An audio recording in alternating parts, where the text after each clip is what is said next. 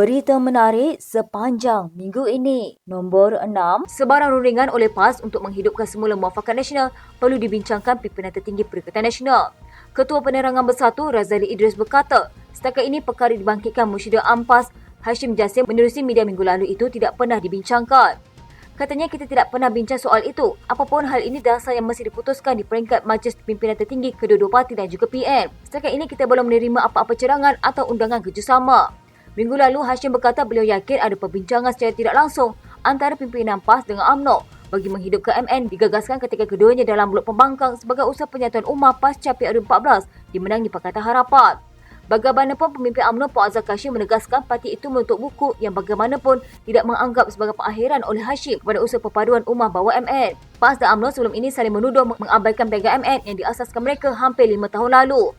Hubungan dua parti itu tegang apabila PAS menyertai Perikatan Nasional yang diterajui Bersatu sekaligus mahukan parti sepihan UMNO itu turut menyertai MN. UMNO membantah keras tindakan PAS itu kerana melihat Bersatu sebagai pengkhianat yang terus berusaha membunuhnya. Nombor 5. Ahli Parlimen Putrajaya Datuk Dr. Muhammad Razif Jidin tidak ada local standing untuk bercakap tentang prestasi ringgit kerana beliau sendiri gagal menguruskan ekonomi tak kala berpeluang melakukan sedemikian. Pengaras komunikasi AMK, Haziq Asfar berkata, ulasan Razif terkait prestasi ringgit dilakukan secara tidak adil kerana nilai ringgit yang terjejas dipengaruhi faktor luar yang kuat. Beliau berkata sedang naik Presiden Bersatu itu galak menjual sentimen dan syak wang sangka. Angka yang sengaja dilupakan menunjukkan prestasi ekonomi di bawah Perikatan Nasional adalah jauh lebih buruk berbanding prestasi ekonomi hari ini. Katanya ini termasuklah pelaburan langsung asing yang paling rendah di Asia Tenggara pada tahun 2020 selain pendarafan Fitch Rating merundum yang menyebabkan peningkatan bunga kepada hutang negara. PN juga mencatat inflasi yang tinggi mencecah 4.5%, kadar pengangguran tinggi serta puluhan ribu peniaga gulung tikar kerana polisi pelaksanaan Perintah Kawalan Pergerakan separuh masa. Razif mendakwa kerajaan tidak serius menangani kesan kejatuhan nilai ringgit yang berlaku ketika ini. Ahli Bersatu itu turut menyindir tindakan pemimpin kerajaan yang dikatakan menikus apabila ditanya mengenai perkara berkenaan. Sementara itu, Haziq berkata ekonomi negara ini jauh berbeza dengan ketika pentadbiran PN iaitu dari segi kadar pengangguran yang menurun, inflasi, FDI dan bursa saham yang menunjukkan perkembangan yang sangat positif sekaligus mengiyakan faktor luaran terdapat prestasi ringgit yang mutakhir. Katanya Razif hakikatnya hilang local standing secara moral untuk bercakap tentang prestasi ringgit apabila menganggotai jemaah menteri yang gagal menguruskan ekonomi tak kala berpeluang melakukan sedemikian rupa. Oleh itu, wajar beliau bermuhasabah dan mencerminkan dirinya sendiri dan secara tidak malu menjajah naratif sonsam terkait prestasi ringgit semasa tak kala mereka gagal menguruskan ekonomi sewaktu 33 bulan menjadi kerajaan. Nombor 4. Hanya Speaker Dewan Rakyat dan Mahkamah boleh menamatkan riwayat politik 6 Ahli Parlimen Bersatu yang menyokong Perdana Menteri Datuk Seri Anwar Ibrahim bukan perlembagaan parti. Ahli Parlimen Labuan Suhaili Abdul Rahman berkata, pindaan Perlembagaan Bersatu tidak akan memberi kesan kepada mereka yang digelar 6 Jahanam kerana mengisytiharkan sokongan kepada Anwar. Katanya macam mana nak tamatkan riwayat 6 Ahli Parlimen Bersatu yang sokong PMX sedangkan untuk mengosongkan kerusi parlimen ini adalah bidang kuasa pertama ialah Speaker Dewan Rakyat. Kedua mahkamah bukan perlembagaan parti. Beliau mengulas laporan Bersatu akan mengadakan perhimpunan agung khas dua Mac ini untuk meminda perlembagaan parti susulan 6 Ahli Parlimennya menyertakan sokongan kepada pentadbiran Anwar. Katanya insya-Allah maka tamatlah riwayat 6 Jahanam, mudah-mudahan Bersatu kembali bangkit dan terus marak. Selain Suhaili, 5 Ahli Parlimen Bersatu yang menyatakan sokongan kepada Anwar ialah Zulkifli Hanafi Tanjung Karang, Syed Abu Hussein Hafiz, Syed Abdul Faisal Bukit Gantang, Zari Kecik Jeli, Muhammad Azizi Abu Naim Gul Musang dan Iskandar Zulkarnain Abdul Khalid Kuala Kansar. Sambil menyifatkan kenyataan Razali tidak berasas, Suhaili berkata pindaan Perlembagaan Bersatu tidak akan mengubah pendiriannya untuk kekal menyokong Anwar. Katanya bila Perikatan Nasional setahun kekal jadi pembangkang dan rakyat di kawasan saya jadi mangsa, saya putuskan sokong PMX sebagai ketua kerajaan. Apakah saya patah balik sokong PN kerana Bersatu pindah perlembagaan? Jawapan saya tidak. Suhaili juga sedia berdepan PR jika ia diadakan dan akan mempertahankan kursi Labuan di sandangnya. Katanya walaupun PRK diadakan, saya akan lawan dan buktikan saya menang bukan kerana PN.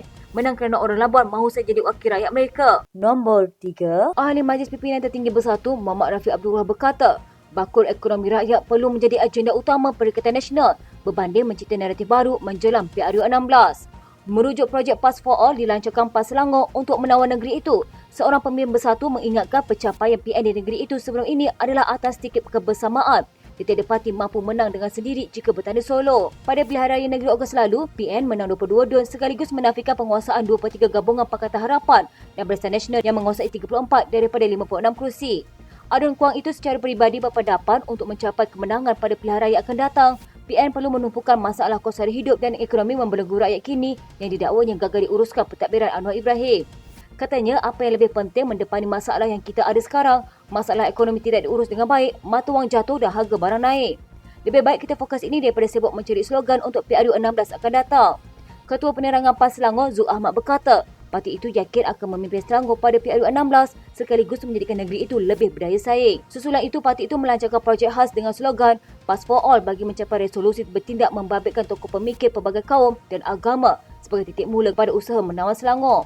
Menghormati pendirian rakannya itu, Rafiq bagaimanapun berpandangan keputusan menampilkan naratif baru untuk kempen PN di Selangor perlu diputuskan pimpinan pusat melibatkan presiden-presiden parti. Katanya itu cadangan tidak salah. Kita pun ada pemukiman bersatu tidak lama lagi, tapi akhirnya keputusan akan dicapai selepas pimpinan tertinggi duduk berbincang termasuk presiden-presiden dari PAS bersatu gerakkan. Masa itu barulah satu naratif baru yang terbaik akan dicapai. Nombor 2. Ahli Majlis Kerja Tertinggi UMNO Muhammad Puan Zakashi percaya Tun Dr. Mahathir Mohamad sedang mencari alasan untuk menolak Suruhanjaya Siasatan Diraja Pulau Batu Putih kerana sedar dosa kehilangan wilayah amat besar dan tidak boleh dimaafkan.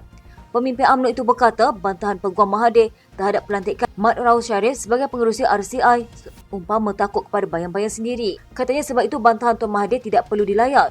Rakyat mahu tahu kenapa Tuan M batal rayuan semakkan keputusan Pulau Batu Putih. Ia amat misteri. Kenapa tidak dibawa ke kabinet? Kenapa buat keputusan dibuat tergesa-gesa? Peguam negara ketika itu pula dipaksa cuti. Tuan M cari alasan untuk mengelak RCI. Dia tahu dosa kehilangan wilayah amat berat dan tidak boleh dimaafkan ke anak cucu. Mahathir mungkin memulaukan Suruhanjaya Siasatan Diraja untuk mengkaji pengendalian perkara berkaitan kes kedaulatan Batu Putih, Batu Tengah dan Tubir Selatan jika ia terus diterajui oleh bekas Ketua Hakim Negara Mat Raus Sharif. Peguam Mahathir Rafiq Rashid berkata, dia tiada pilihan lain kecuali menasihatkan Mahathir tidak menyertai RCI tersebut atas alasan Mat Raus mempunyai konflik kepentingan dalam kes itu. Katanya sesuatu RCI itu sewajarnya dilihat bersih dan tidak memihak agar orang awam tidak mempersoalkan kewibawaan dapatan RCI tersebut. Namun pelantikan Tun Mat Raus Sharif sebagai pengerusi RCI Batu Putih ini mewujudkan satu bahaya bias yang sebenarnya akan mencemarkan keseluruhan prosedur RCI tersebut serta akan menjejaskan kewibawaan dapatannya. Dalam pada itu, Muhammad Puan berkata Mahathir tidak layak bercakap soal konflik kepentingan. Mendakwa bekas Perdana Menteri itu orang yang banyak diselubungi konflik ketika di puncak kuasa. Katanya dia melantik Datuk Muhammad Syukri Abdul yang sudah bersara sebagai Ketua Pesuruhjaya SPRM. Kemudian lantik Latifah Koyak, orang politik ganti Syukri. Pelantikan Richard Melajun, Ketua Hakim Negara menggantikan Tun Raus juga kontroversi. Bahkan pelantikan Tan Sri Abdul Hamid Badur sebagai Ketua Polis Negara secara kontrak juga dipertikaikan. Nombor 1. Bersatu dijangka meluluskan pindaan perlembagaan Miri UMNO dan DAP bagi mewajibkan wakil rakyatnya mengosongkan kerusi jika menyokong parti lawan. Menurut Ahli Majlis Pimpinan Tertinggi Bersatu, Muhammad Rafiq Abdullah, pindaan dijangka dibentangkan pada Perhimpunan Agung Khas 2 Mac depan itu selari dengan perkara 49A perlembagaan merujuk kepada Akta Anti Lompat Parti. Katanya pindaan kita buat hampir sama dengan UMNO dan DAP. Sebagai ahli parti kena akur sebarang keputusan dibuat oleh parti termasuk 6 orang itu. Mereka yang masih mengaku sebagai ahli parti kena akur perlembagaan telah diubah. Kalau tidak setuju boleh keluar parti, maka gugurlah kerusi diwakili. 6 ahli Parlimen Bersatu yang menyatakan sokongan kepada Anwar ialah Suhaili Abdul Rahman, Labuan, Zulkifli Hanafi, Tanjung Karang, Syed Abu Hussein Hafiz, Syed Abdul Faisal, Bukit Kantang, Sehari Kecil, Jelik, Muhammad Azizi Abu Naim, Gua Musang dan Iskandar Zulkarnain Abdul Khalid, Kuala Kangsar. Menurut Rafiq, sekiranya mereka enggan mengosongkan kerusi, maka Bersatu akan menulis surat kepada Speaker Dewan Rakyat Johari Abdul untuk mengarahkan mereka berbuat demikian. Katanya terpulanglah kepada Speaker untuk buat keputusan. Kalau kami tidak puas hati, ia akan dibawa pula ke mahkamah. Perhimpunan Agung Khas Bersatu untuk membina perlembagaannya akan diadakan di Pusat Convention IDCC Shah Alam pada 2 Mac depan.